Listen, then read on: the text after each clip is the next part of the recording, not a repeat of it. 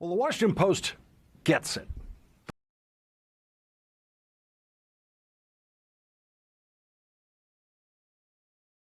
The Washington Post understands the threat, the enormity of the threat to the United States delivered by Pennsylvania's Republican voters Tuesday night.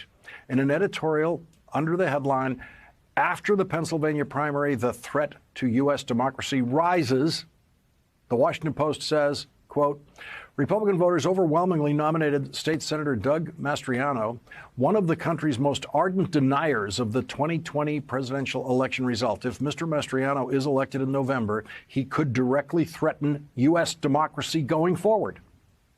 That's all it takes to destroy the absurdly fragile electoral machinery that produces a winner in American presidential elections. Just one person. That's all it takes. One breathtakingly ignorant, pathological liar. That's all it takes to end any semblance of democracy in presidential elections.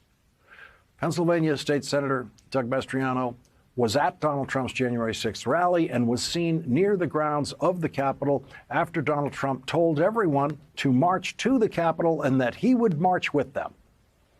After Donald Trump told them to fight like hell, Doug Mastriano was at the Capitol, at minimum, watching them fight like hell. He is under investigation by the January 6th committee. The committee subpoenaed him. He has not responded to the subpoena. And now we know that Attorney General Merrick Garland's Justice Department is conducting a criminal investigation of the same elements that the January 6th committee is investigating. And so Doug Mastriano, Republican candidate for governor in Pennsylvania, might be under federal criminal investigation right now for his attempts to overturn the presidential election. And Pennsylvania Republican voters say that's exactly who we want in charge of the next presidential election in Pennsylvania. Now, we don't normally think of governors as being in charge of elections because they are not supposed to be. At most, in some states, a governor's signature appears on a form certifying the electoral result. The Washington Post says that Mastriano would do much more than that.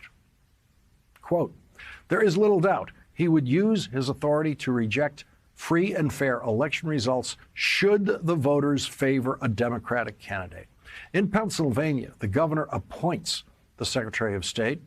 And so if election liar Doug Mastriano is elected governor of Pennsylvania, he will also be the de facto Secretary of State of Pennsylvania because he will appoint a Secretary of State who will do exactly what he wants and overturn the election outcome in Pennsylvania if a Democrat wins the presidential election there. And a Republican-controlled Congress could then accept the fake electors sent by an election criminal operating as Pennsylvania's governor. None of this could be happening if we did not live under the immoral plague the founders called the Electoral College. The immoral plague the founders called the Electoral College. The Electoral College is a standing crime against democracy. It never got in the way of democracy until the year 2000 because the winner of the most votes in the presidential election always turned out to be the winner of the most electoral votes in the Electoral College. Then came George W. Bush, installed as president by the Electoral College after coming in second to Al Gore with American voters. 16 years later, the same happened for Donald Trump, who came in an even more distant second to Hillary Clinton with voters. The Republican Party and Republican presidential candidates like Donald Trump have no possible plan to ever win the most votes in a presidential campaign again. They've given up on that. The only way Donald Trump can become president again is by winning the Electoral College or by stealing the Electoral College. And so Donald Trump has endorsed the Republican nominee for governor in Pennsylvania who tried to steal the Electoral College for Donald Trump once before. Much of the democratic structure that the founders created in this country has been copied in newer democracies around the world. The one thing that no other country in the world has ever adopted is the Electoral College because it is so obviously recognized worldwide as a crime against democracy. The one thing that no other country in the world has ever adopted is the Electoral College because it is so obviously recognized worldwide as a crime against democracy. Each of the 50 states is a democracy. Governors are elected in a purely democratic election. So are mayors. So are United States senators.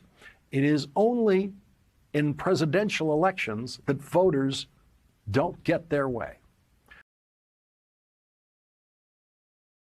One Republican in Colorado now wants to institute an electoral college within the state of Colorado for the election of governor of Colorado because Republicans see no other way to win a statewide election for governor of Colorado.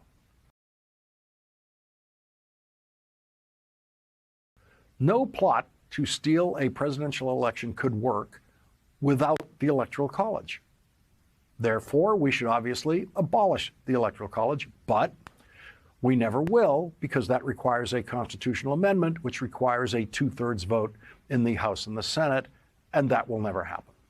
The Washington Post is urging action on reforming the Electoral Count Act of 1887 so that it would be more difficult to steal an Electoral College victory in the states or in Congress. Senator Chris Murphy, who is working on that bill, told the Washington Post, hopefully the Pennsylvania results crystallize the coming threat.